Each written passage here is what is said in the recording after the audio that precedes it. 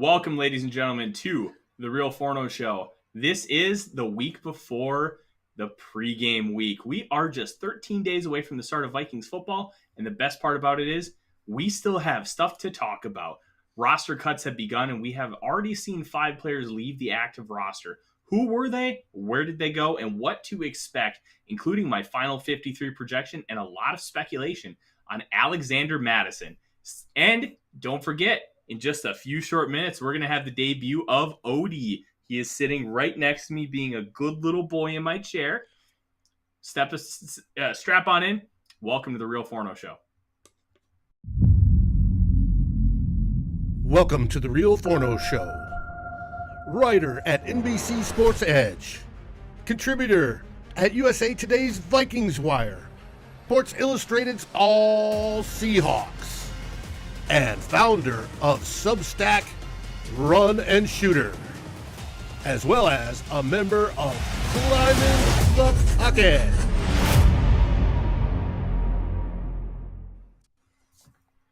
Welcome, ladies and gentlemen, to another episode of the Real Forno Show. I am your host, Tyler. With me, producer Dave, down in Austin, Texas. Dave, how are you? I'm doing great. Things are fun. It's a fabulous day, a little bit busy. We got our first few cuts. There's rumors flying. What could be better?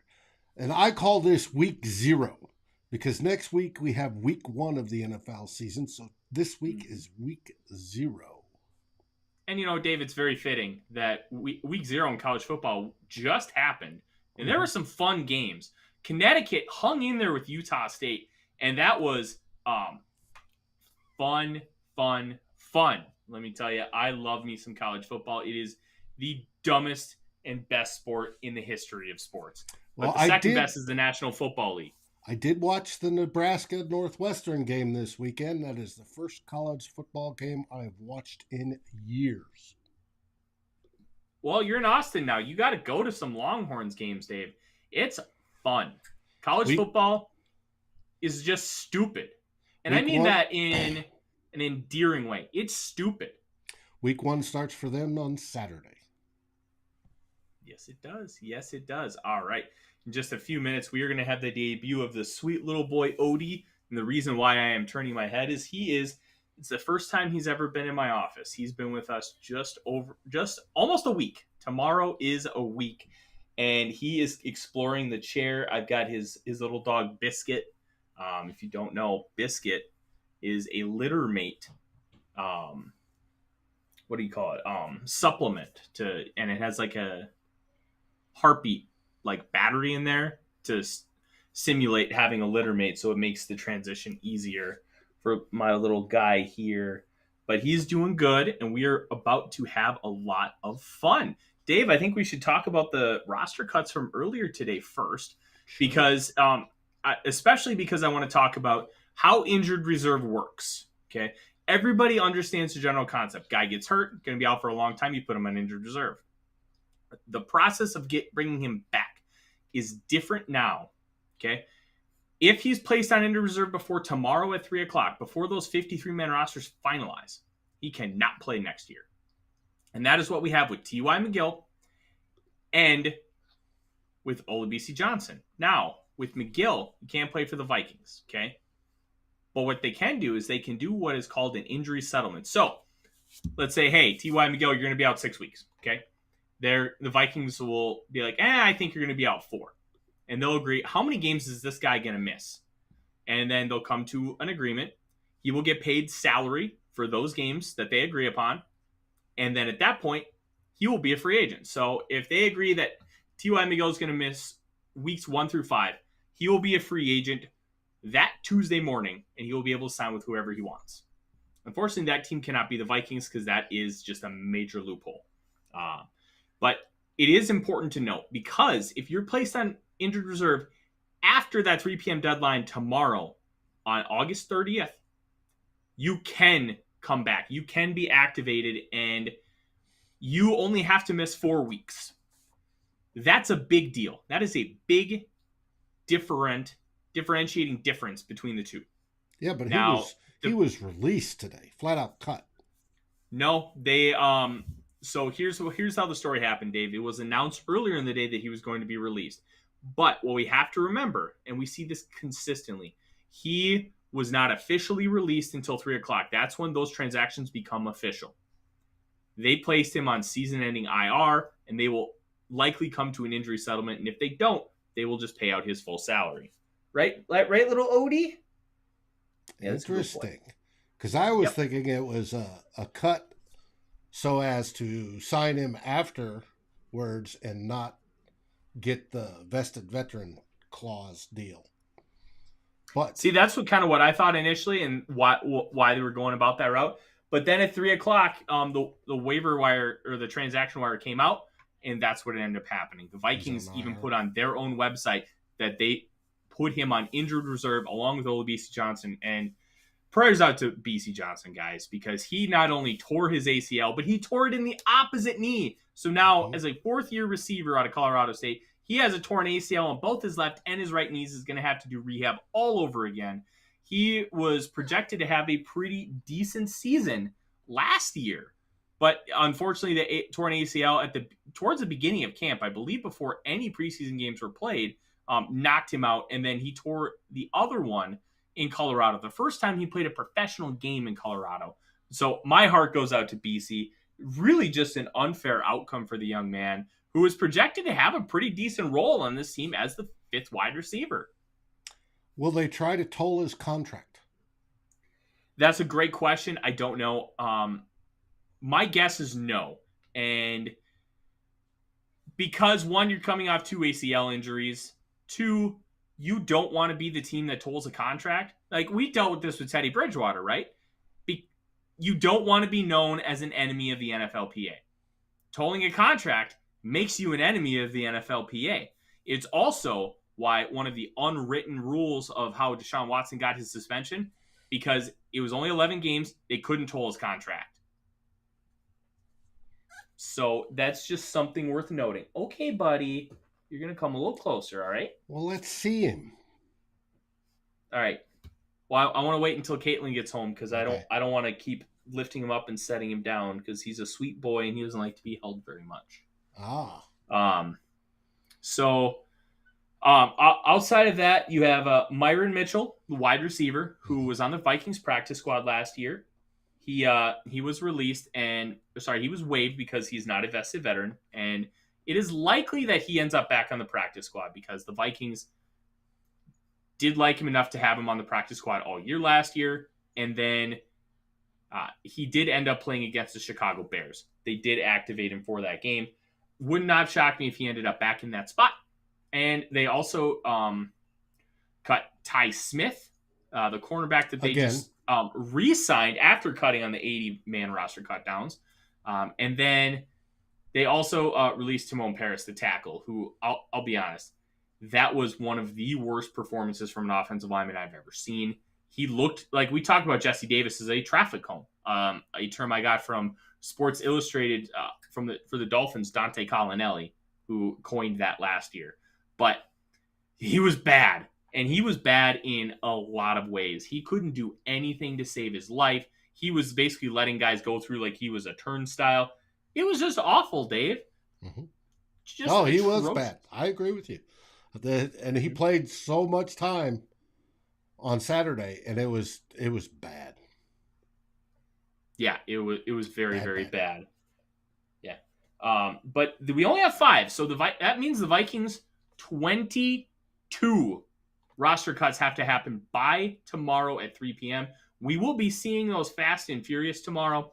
Make sure you tune into the Vikings Wire. I have a tracker at the front of the homepage ready to roll. Well, hey, there's my wife. Let's bring up the star of the hour. This is Odie. Odie, say hi. Hello, Odie. He is the sweetest little boy.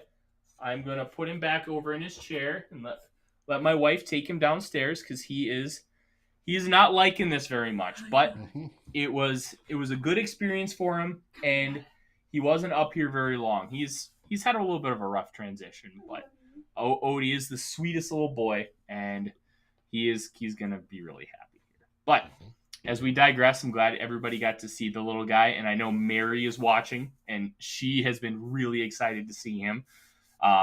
There she is in the chat. I knew I could count on Mary. Let's talk, Dave, about Alexander Mattison. Because well, first, on the cuts. Yep. You were talking about the cuts. What this new regime is doing different than just about all the others is that Coach O'Connell and Kwesi are telling the players in person. They specifically said it, Coach O'Connell, in his post-game press conference, that they are going to do it together in person. I think that's a nice touch. Mm-hmm. I do too. And that's something that you see a lot on Hard Knocks where, like, they bring one guy in and they cut him. Kevin O'Connell has a moment on Hard Knocks where Mike Tannenbaum, my boss at the 33rd team, who was general manager of the New York Jets at the time, said that, hey, we're going to let you go. And they went through the whole process with that. And it's not an easy thing. But the fact that they're willing to do it man to man, coach to coach, or coach to player, GM to player, I think really says a lot about the integrity of what this quote-unquote culture is trying to build. And the tough part about this culture, Dave, is culture can really just be a buzzword. It can be something that people throw around and be like, oh, we're building a culture. We're trying to do this, that, and the other thing. These guys aren't just saying it.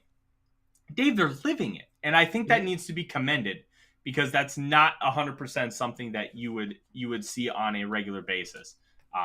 And they're genuine people trying to make a difference. And I really appreciate that. What you'll see now is anybody who has at least 6 years of NFL vested, is a 6-year NFL vested veteran, they will be outright released and they can sign at any time. Everybody else will be waived, and there will be different designations. There will be waived injured. There will be the injured reserve with an injury settlement. There will be just straight waived. They can be put on the non-football injury list, which I don't think anybody right now is eligible for. And technically, they can still go on the reserve PUP. But I don't think that anybody will be getting that either. Maybe Troy Dye. But the early prognosis on Andrew Booth is he's going to be good to go. And I think that Troy Dye, even with the slight injury, which it sounds like if it was a regular game that he would have been able to play because he stayed in pads. Mm-hmm. And I think that was important to note. I don't think Troy Dye is going to make this team. We'll go into that here in a little bit. But Dave, we're going to talk about Alexander Mattison next because Alexander Mattison is rumored to be on, not necessarily on the trade block, but in trade talks. Multiple sources came out today and talked about how the Vikings were listening to Alexander Mattison. I think that's really important. Listening. They are not actively shopping him. But when you get a lot of calls on a player, and especially with the performance of Ty Chandler, Kenny Nwangwu is going to be on this football team because he's a kick returner. And I'll interrupt real quick. Dan, Odie is a purebred French bulldog. We got lucky. A couple friends of ours had an oopsie litter, if you can believe that. An oopsie litter of purebreds. Their pup had already had 2 litters, and they weren't planning on having another. 4 months ago, they dropped her off at a friend's house that had a Frenchie as well, just to watch her for the weekend. Well, they made babies, and we got one of them. So we're really excited about it. Funny how that works. I know. Back to Mattison. Chandler has really stood out. Wong was going to be on this team as a kick returner. CJ Ham's going to be on this team as well, and we all know unless somebody offers you the farm and a condo in the city, Dalvin Cook's going to be here too. So there's 4 backs. And then with Mattison in there, you have 5. 5 backs on a team that's built like this doesn't make a whole lot of sense unless you're going to utilize CJ Ham in a real tight end role, like an H-back. That's plausible. And if that's the case, then you could maybe carry 2 tight ends, but 5 backs still is a lot. And I don't necessarily see the Vikings really trying to go in that direction. So that means that you're probably going to have to figure something out with one of the other backs. Mattison has 1 year left on his contract. He is a mid-round pick. He was the 102nd overall pick in the 2019 draft. Dead money, he has $187,000. Just the back half of his signing bonus. So if the Vikings were to move on from Alexander Mattison and keep Ty Chandler, they would save about $180,000 in cap space.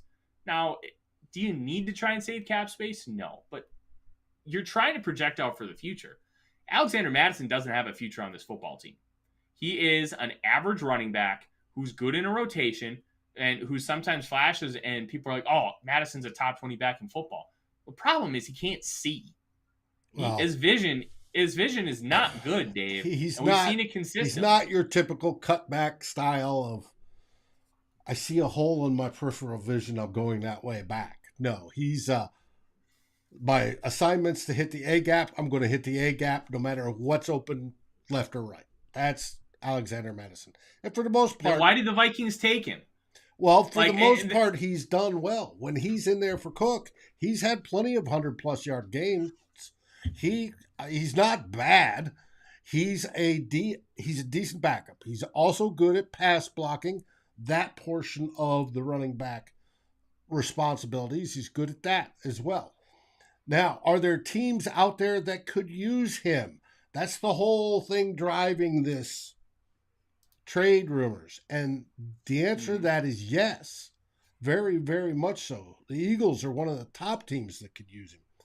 Now, whether it happens or not, we don't know. It was reported there are 12 teams that have called. I like that number. I like that number because it causes a bidding war if anybody is really serious.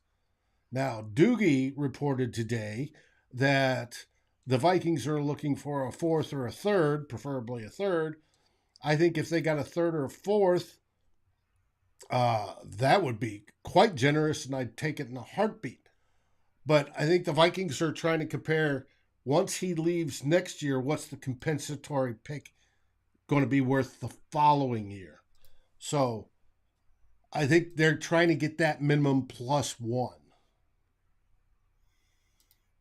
Here's the tough part, Dave. There is no way, and I mean this in a nice way, there is absolutely no chance in hell that Alexander Mattison gets higher than a fifth-round compensatory pick. And here's why. I broke it down, and I'm actually going to pull up something, and I'm going to share it with you so we can talk about it. And Dan has illustrated, there may be some teams that are talking about player swaps, not draft choices, but actual player swaps to get, if Kwesi's wanting, say, a competent center or a tight end to bring in, they may put him in to beef up the pot and make that trade possible. We don't know. Those are all rumors that I saw today that came out about it. And it's obviously been talked about on Purple Daily and K-Fan, and I don't know if K-Fan, I didn't listen to K-Fan. So a lot of the other podcasts today that have already been out. So does it happen? Who knows? And you think he's only going to get a fifth for a compensatory pick at the maximum? Easy. And I broke it down. Dave, check your inbox on Twitter. I have a tweet or an article with a tweet in there I want you to pull up. It's from our own Matt Anderson, host of Vikings Happy Hour. He broke down kind of the relevant running back trades of the past few years to try and get a market value for Mattison. Now, as Dave pulls that up, here's how the compensatory pick selection works, okay? You have to be in like the top 90% of all free agent contracts or whatever. It's a top 32 contract, and it can't cancel out. So if you remember from a few years ago when the Vikings signed Kirk Cousins, they also had Sam Bradford and Case Keenum leave for other opportunities. All right. And Teddy Bridgewater too. They got compensatory picks from Teddy and from Sam. The Keenum one canceled out with Kirk. Now the Sam pick ended up going away because the Cardinals cut him, which took the Vikings out of a third-round pick. But because Bradford and Keenum had such high salaries on an average annual value, they were able to draw a third-round pick. And it's all salary-based. So there were 2 fourth-round picks that are projected to go out next year for compensatory selections. That was for Brandon Scherf, $18 million a year average annual value. And Brandon Scherf was 15, and then you had Randy Gregory, who was 13.9. So Alexander Madison's not getting $13.9 million a year. So you can eliminate the 3rd and 4th round picks. Now, the 5th round picks is where it becomes a little interesting. Melvin Gordon, after being a 5-year starter with the Los Angeles Chargers, got a 2-year, $16 million contract. That would draw you a 5th round compensatory pick because Connor Williams is projected to get a 5th next year at $7.017 million a year, average annual value. He's probably not even going to get a 5th because what Mattison's skill level is, you can probably relate it to what the Vikings signed Latavius Murray to back in 2017. $5 million a year. That gets you a 6th round pick. Now, Mattison is a good player. He's not a great player. And because he is good, not great, you're not going to get a high value, especially when you're talking about a non-premium position. There's a reason why you find a guy like Ty Chandler in the 5th round. Like guys like James Robinson, 2-year starter for the Jaguars, undrafted free agent. Like, it's not that you can find running backs off the trash heap and then they can play really well for you. It's that the running back skill set, you can find guys without paying premium capital, because if you have great vision and great contact balance, you can figure the rest out. You can run a 4.6 40 and be successful. You don't have to have incredible speed and burst to be a good running back. It's going to put a ceiling on what you can do in the league, but it's not going to put a ceiling on you being an effective starter and getting about 1,000 yards. Okay? And that's where we're at with James Robinson. Good player, not great. Has the ability to do some things. Okay? Ty Chandler has elite burst and elite speed. 98.2 percentile, 10-yard split at 1.46 seconds, and a 4.38 second 40-yard dash, which is 99.6 percentile. This kid can fly. He can burst through the hole, and then he can beat you with long speed. You can't find that in a lot of backs. Now, he has some areas to work on. His contact balance isn't phenomenal. He showed the ability to break some tackles, but that was against some second and third stringers. Can he do that consistently when you're talking about starters? These are all fair questions for him. Can he be a successful pass blocker consistently? Shown flashes, but that's an important element with the backup running back. Can he play special teams? We already know he can return. He had the 56-yarder against the Las Vegas Raiders in that opening preseason game.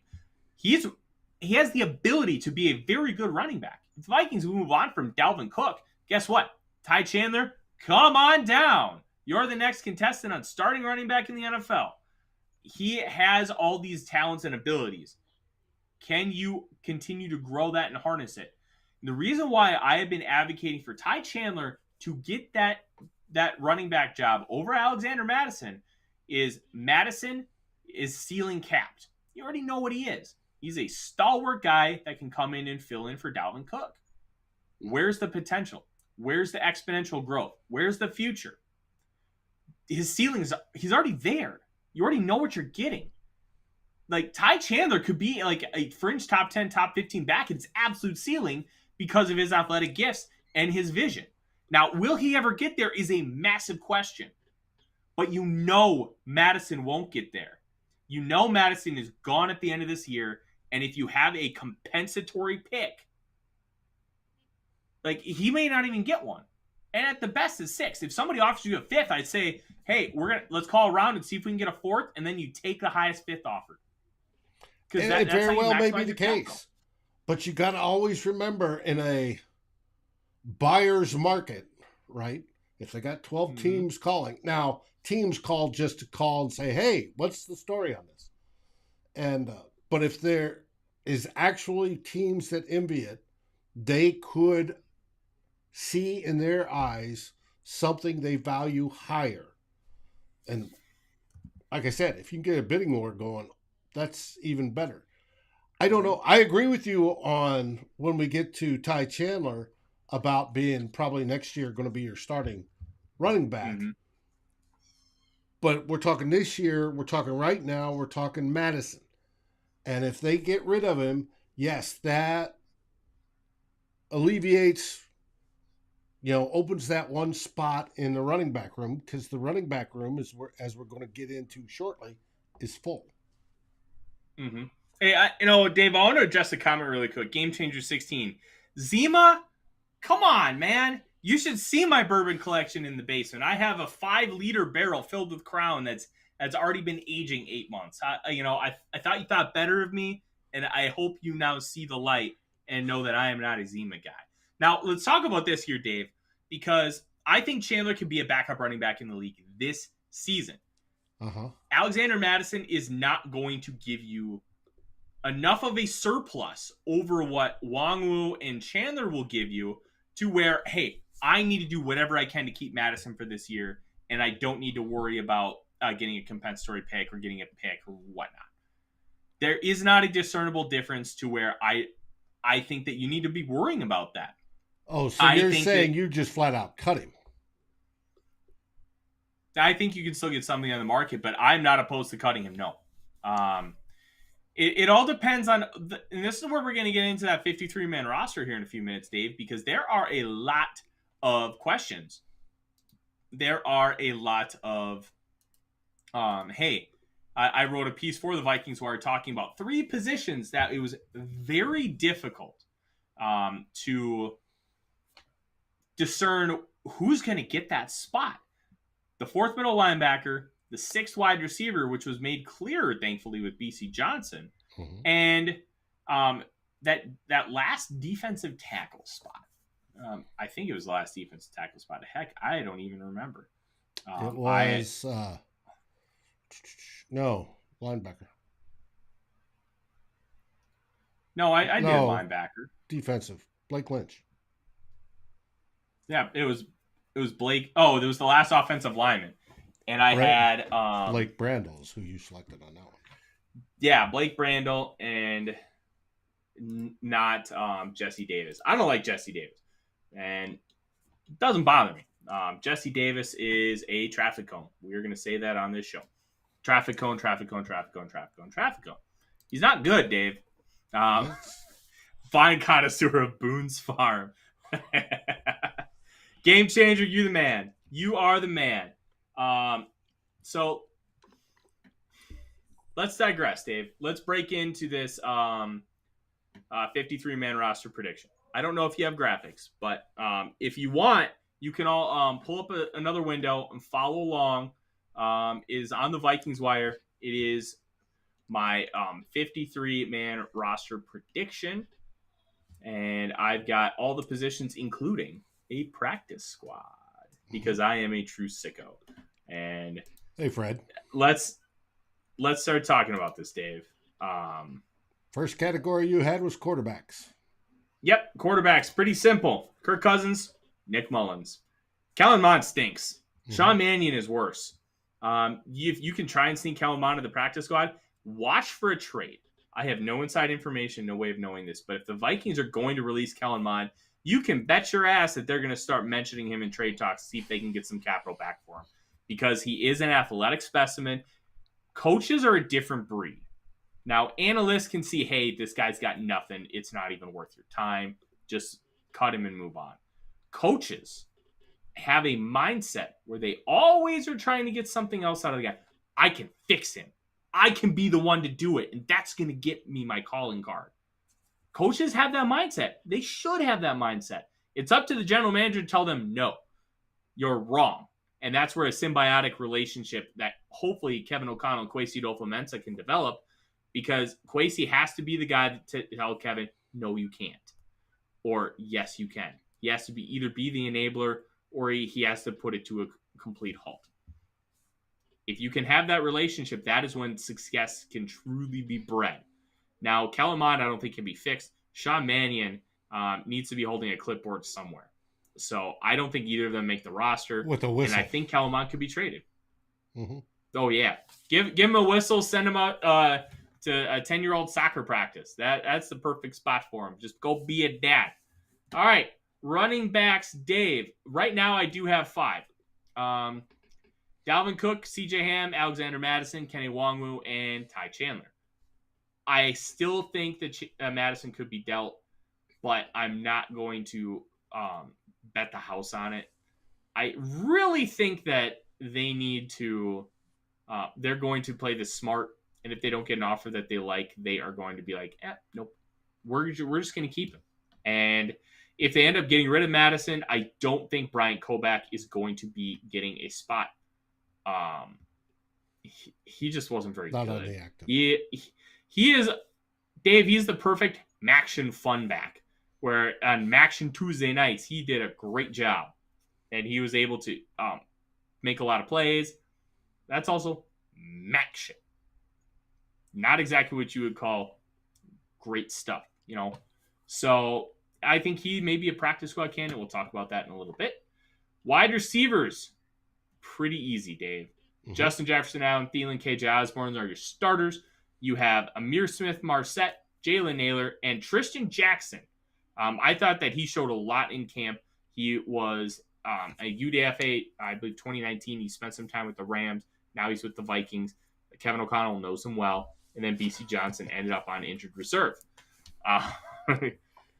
Coffee getter for the QB coach. I don't know. Have you seen Sean Mannion? Have you seen Sean Mannion throw a football? If you've seen Sean Mannion throw a football, do you trust him to carry a coffee cup? That's all I'm going to say. Moving on to tight ends, Dave, because there really isn't a whole lot to talk about the wide receiver room. They really separated themselves. Myron Mitchell, I think, is going to get a job in the practice squad. But tight end, Irv Smith Jr., obviously. Johnny Munt, also known as the Munt Cake, and Ben Ellefson. I think that they are going to prioritize having a blocking tight end. And Johnny Munt is going to be in that Irv Smith Jr. role from his rookie year and second year, 2019-2020. He's going to be an H-back. They're going to move him around the formation, do a lot of different things with him, use him as a blocker in split zone. But Irv Smith Jr. is going to be the pass catcher of this group. Now, there are a lot of people that are high on Zach Davidson, and they should be. He's got a lot of potential. But the problem is, he's got a lot of potential. The hands, they ain't very good. He needs to catch about 300 balls out of the jugs machine a day, really get them figuring it out. Does he have some photos on owners? I love that. No, I honestly think it's as simple as Kirk Cousins likes him and likes the chemistry and the intellect and helping on the sidelines. It's definitely not because of his play. And then Ellefson, look, solid blocking tight end, played 5 games for the Vikings last year, played admirably. He's not going to have any kind of sky-high potential, and he's going to have, I don't know, he's going to be okay. He can catch the ball when thrown to him. He is a blocking tight end.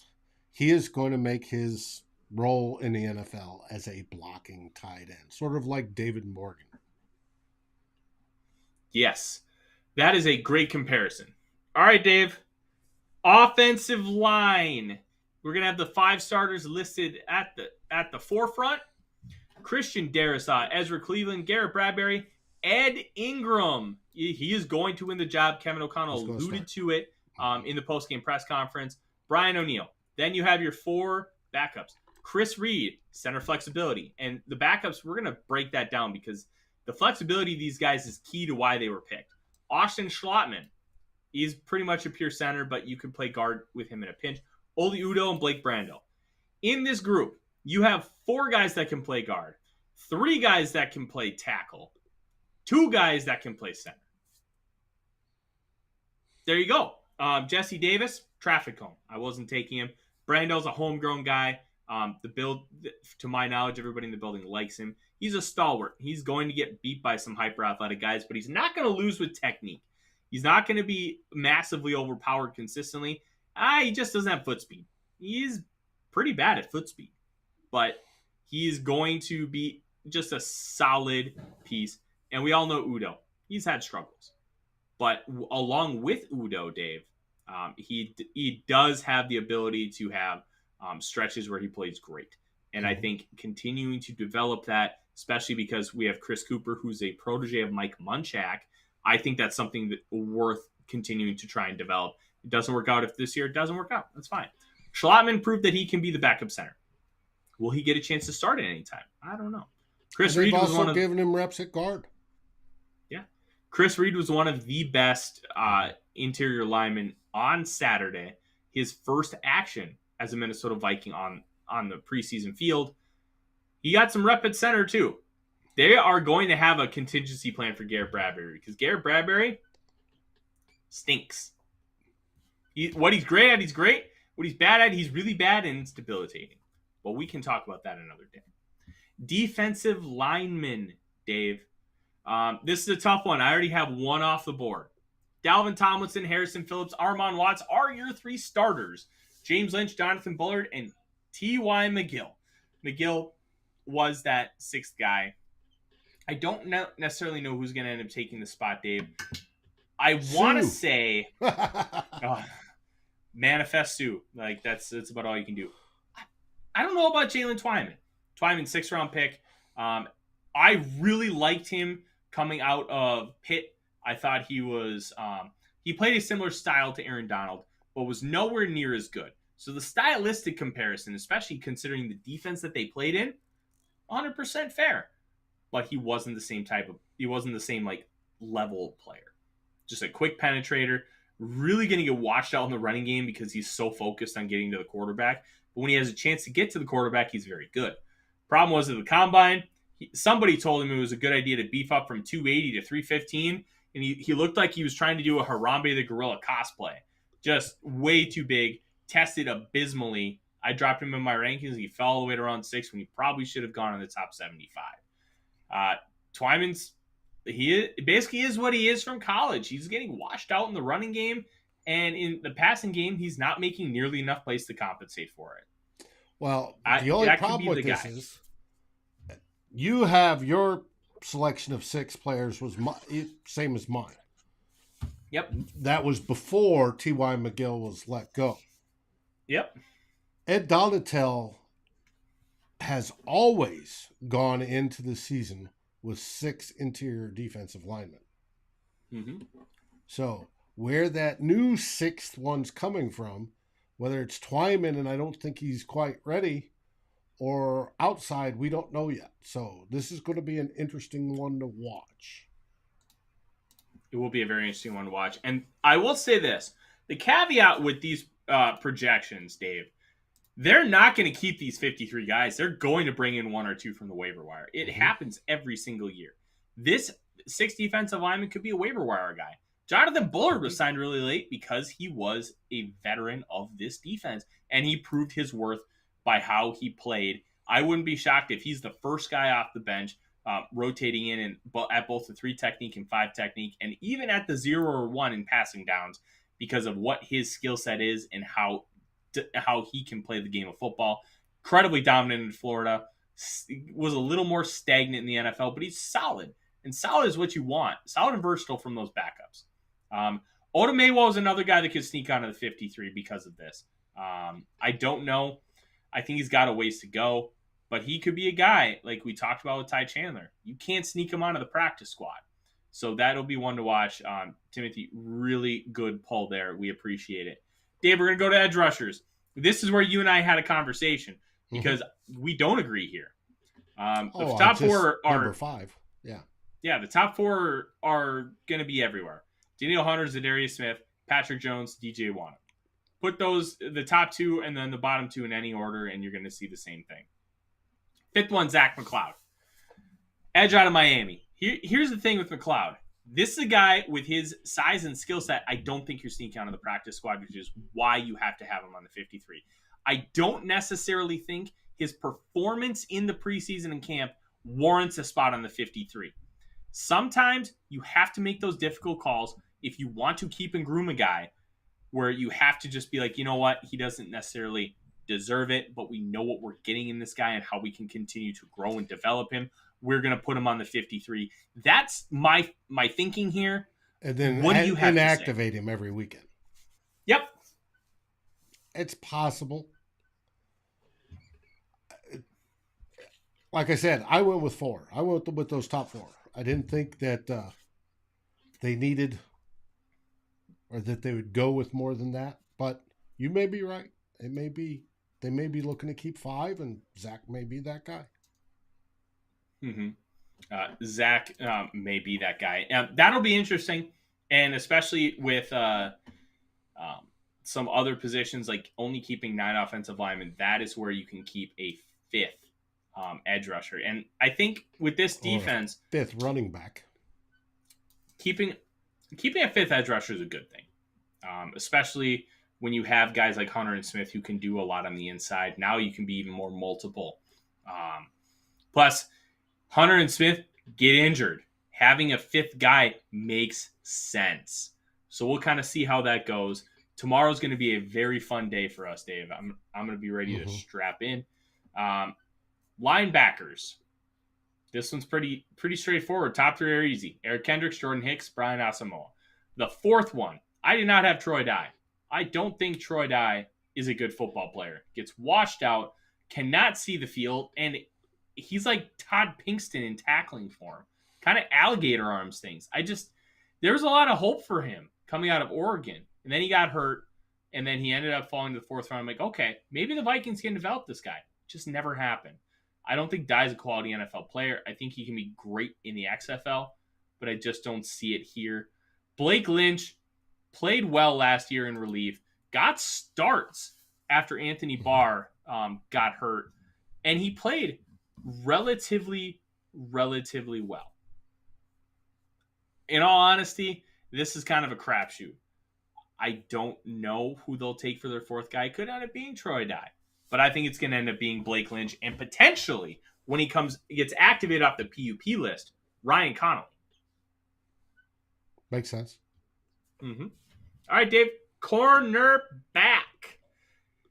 This is going to be contingent on Andrew Booth Jr. staying off both injured reserve and the PUP. Patrick Peterson, Cameron Dantzler, Chandon Sullivan, Andrew Booth Jr., Caleb Evans, and Chris Boyd. Now, Boyd is an interesting one. We know his limitations on the outside, actually covering receivers. He needs to be that fourth, fifth, or sixth cornerback option. But he had great attitude, and he had a good game Saturday. Yep. He is a good locker room guy, great special teamer. He's got size, and he's okay-ish in coverage. Like, this is the kind of guy you want on the back end of your roster as a human and as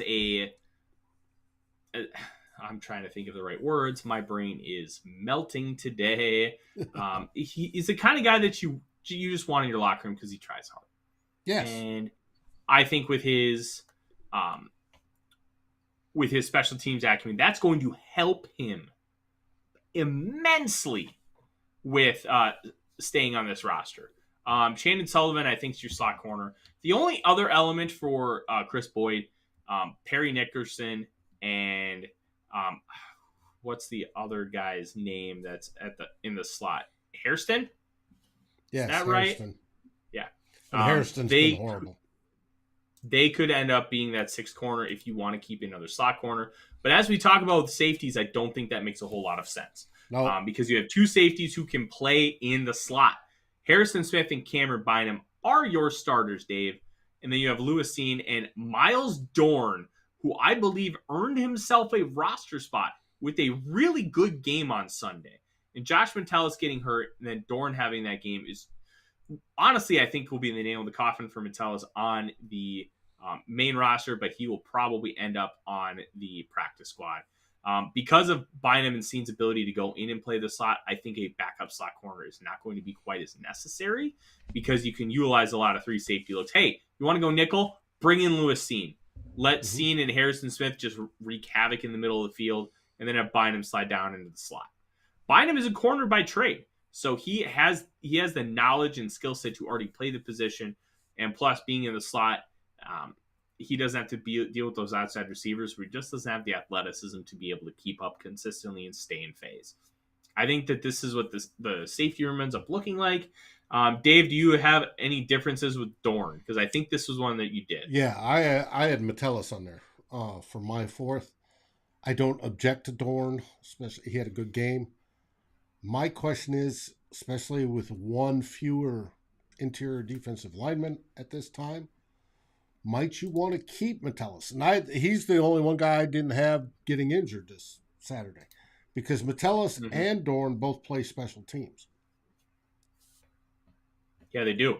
And I think that's a really, really good deal. Really big deal because you have to have your core special teamers. And that could be what keeps Metellus because he is one of the better special teamers on the Minnesota Vikings. But what happened? I didn't hear him get hurt Saturday.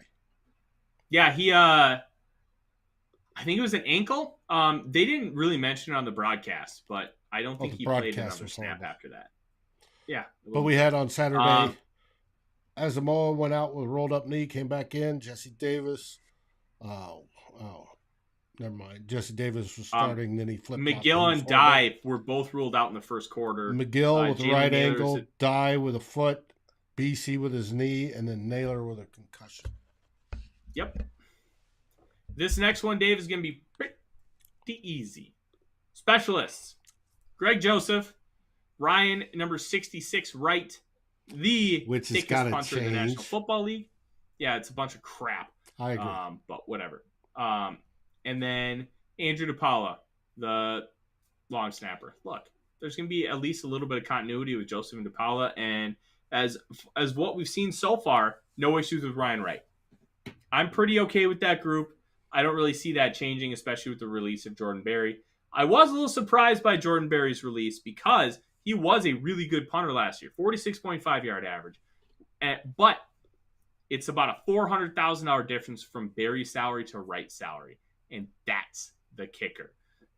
When you have two guys who are equal or relatively equal, boom, money. Money's going to be the deciding factor, and that's the unfortunate part of this business. And as we saw Saturday, Wright can boom that sucker. He really can. He was on one. And Chris Thomason had a nice little quip. Ryan Wright has the highest number ever of a punter who had a longer punt than his number because he had a 68-yarder. That was pretty good. That Chris Thomason is an absolute gem. If the NFL let him keep that number 66, and to me it's perfect because he looks like a guard. He's 6'3", over 250 pounds, right? I'd buy that jersey, and I don't buy current player jerseys usually. Dave, do you know how many people would be wearing a number 66 jersey in the stands? It would be a lot because it'd be unique. Yes. It would now be awesome. On to your practice squad dream list. All right, so this is going to change a lot because you're going to have probably 3 to 4 guys that were not on the Vikings preseason roster on this list. But I did it with the caveat of these are only guys that are on the roster. Okay. Now if you have 16, at least 10 of them have to be, I believe, under 4 years. Anybody else can be, you can have 6 guys with any amount of experience. That's why you had guys like Josh McCown, Sean Mannion as practice squad guys. That's just kind of how it was. All right. We'll just start at the top. Jalen Twyman, we talked about why I think he could make the roster. I think it's plausible that he would make this. Myron Mitchell already was a practice squad guy. They like him. He played well. It doesn't make a whole lot of sense to move on from him unless somebody else decides to claim him. Vidarian Lowe, 6'6", 315, long arms. I believe they're 36 and 2/8 inches. Yeah, he's a project. This is your new Oli Udoh. And if they don't keep Udoh, Lowe could be the guy that ends up sneaking out of the roster because they don't want to put him through waivers. This is the kind of tackle you want to develop and try to grow into something to be a future contributor. Your new Rashad Hill, Oli Udoh, this is your guy. Assesi Otomewo, we also talked about his case for the 53. I think his ability to play a little bit of everything on that line is excellent. He's raw, like sushi raw. He just needs time and reps. And unfortunately, you can't always get that in the NFL, so he's going to have to learn likely in the practice squad. Josh Metellus, this is going to be either Dorn or Metellus. I don't think either one of them is leaving. Brian Koback, I don't think he's very good, but I think they'll end up keeping him on the practice squad because there were a lot of guys who were worse than him. And when you're talking about it, it's kind of where we're at. Kellen Mond, I don't think he ends up making the practice squad because I think he'll end up going somewhere else. But if he ends up clearing waivers, there's literally nothing to lose by putting him on the practice squad and getting him reps in practice. Nothing. Do it. Unless you find somebody else better that got released earlier. Yeah, and unless you believe in a Reefs guy, Ben DiNucci, which I definitely don't. Honestly, I'd rather have neither, but if I had to pick, I would take Kellen Mond. Josh Sokol, center, had a very good game on Saturday, and he showed enough. And I will give credit to, I think it was Luke Braun that said this. He had enough of a good game to warrant, hey, maybe we can develop this guy. That's kind of what his game showed. And I completely agree with that statement. And Josh, he may be the next of those the line of Viking centers where, hey, we developed this guy. Mm-hmm. Homegrown, end up developing him from nothing and making him a decent player. Yes, I know Carson Strong got released today. Let me live in my pain and misery. I don't want to hear about it. Next up, tight end Zach Davidson. We talked about it. Guy needs to learn how to catch. Needs to get stronger. But the speed and athleticism, open field ability, and the ability to go up and get the football, those are all there. If you can round the game off a little bit, you could potentially be a really solid tight end too.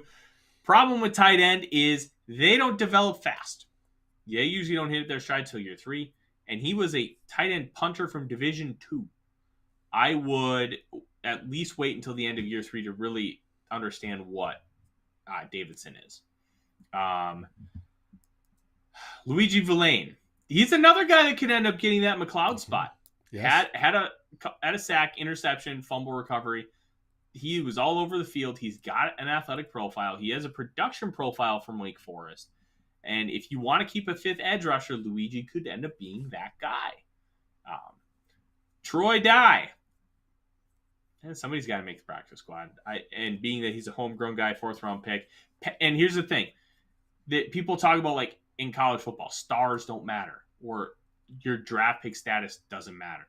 It does. And it matters in a big way, Dave. Because at the end of the day, if I'm going to give you a chance or him a chance, I'm going to give the first rounder a chance over UDFA.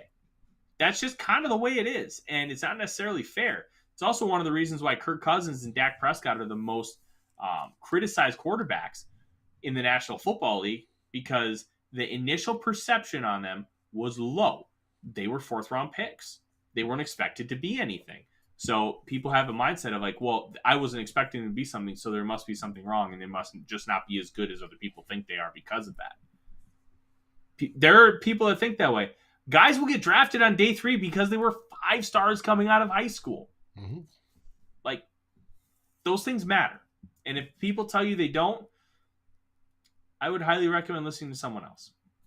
Anyways, Ty Smith, they re-signed him after cutting him. I think that they're going to try and find a way to keep him within the organization. Nick Muse. Muse had some really good plays on Saturday. He also had some really bad ones. He's an athletic tight end. He needs development. Tight end is a tough position to come in from college and learn and be good at. Next one. Dan Gisetta. Dan Gisetta, everybody's favorite bad punt gunner.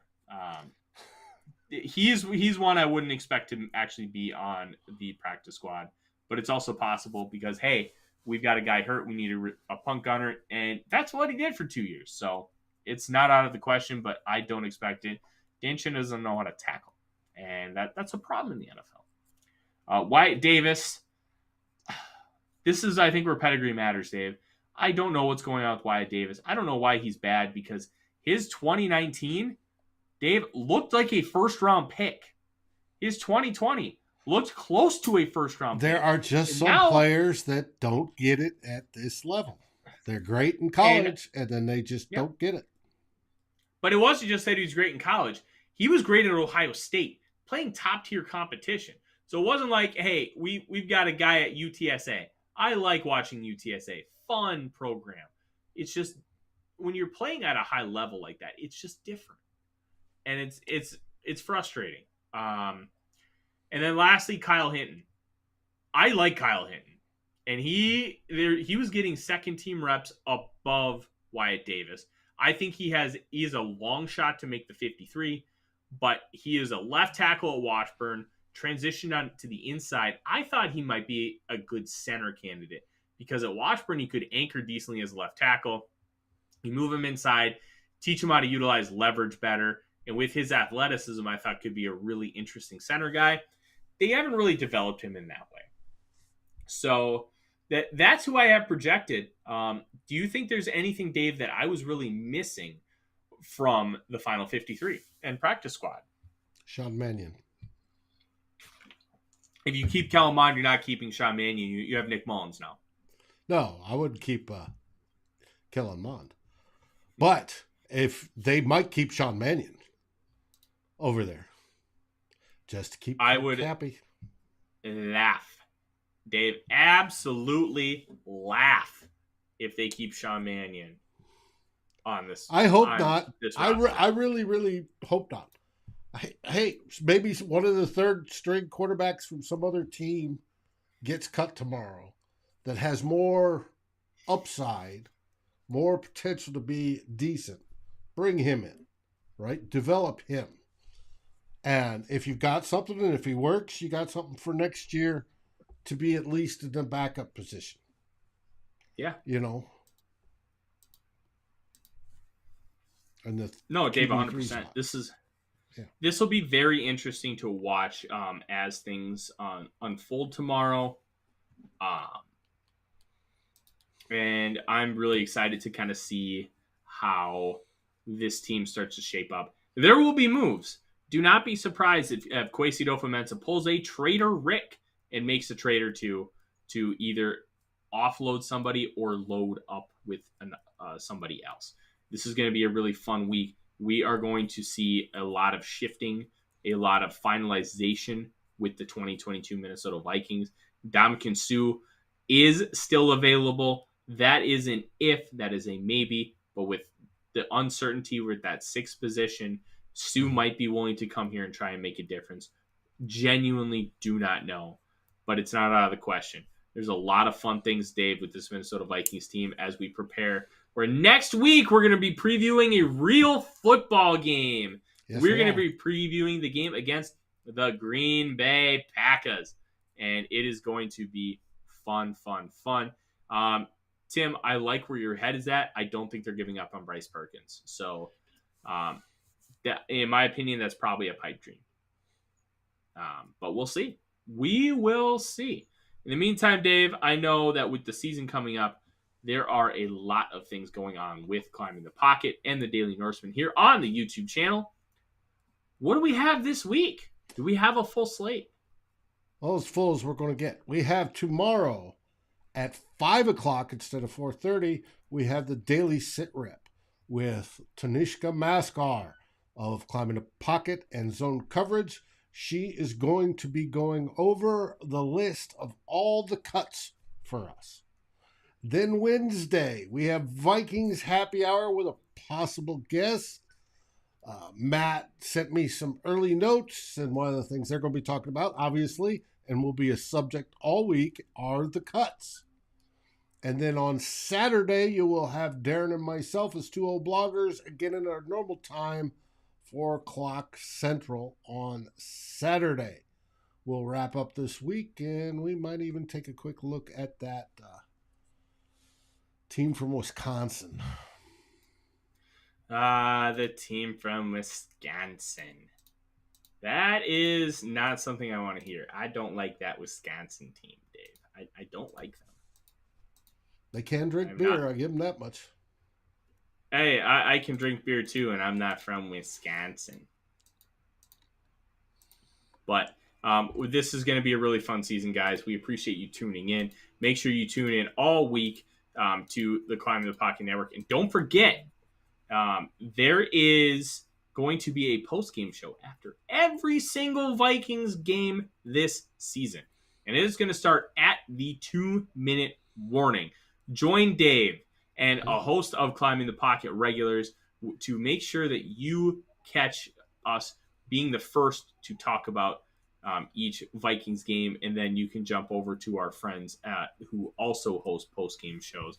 But we are the first to market because we are the best to market. In the meantime, we also want to thank our sponsors, Lake Monster Brewing. Dave, what is the latest Lake Monster you had, and how good was it?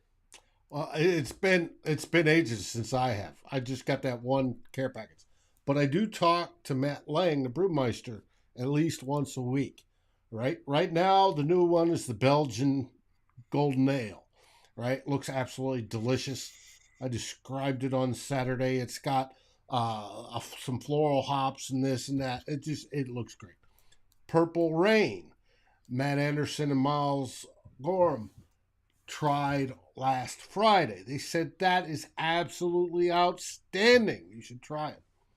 And with my conversation with Matt, he's got special things planned for September and October. And I know one of those is the Oktoberfest.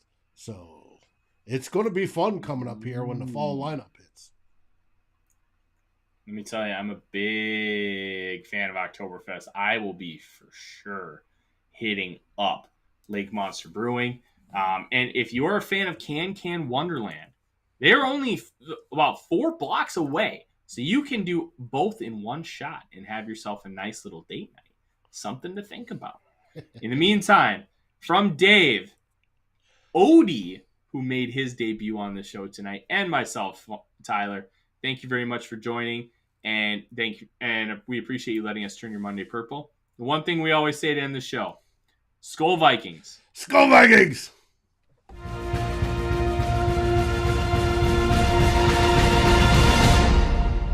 Thanks for watching. Like, subscribe, and ring the bell, and rate us on your favorite aggregator. And a special shout out goes to our partners, The Daily Norseman, where the best Vikings content can be found, and to Lake Monster Brewing, home of the best beer in Minnesota. Skol, everybody.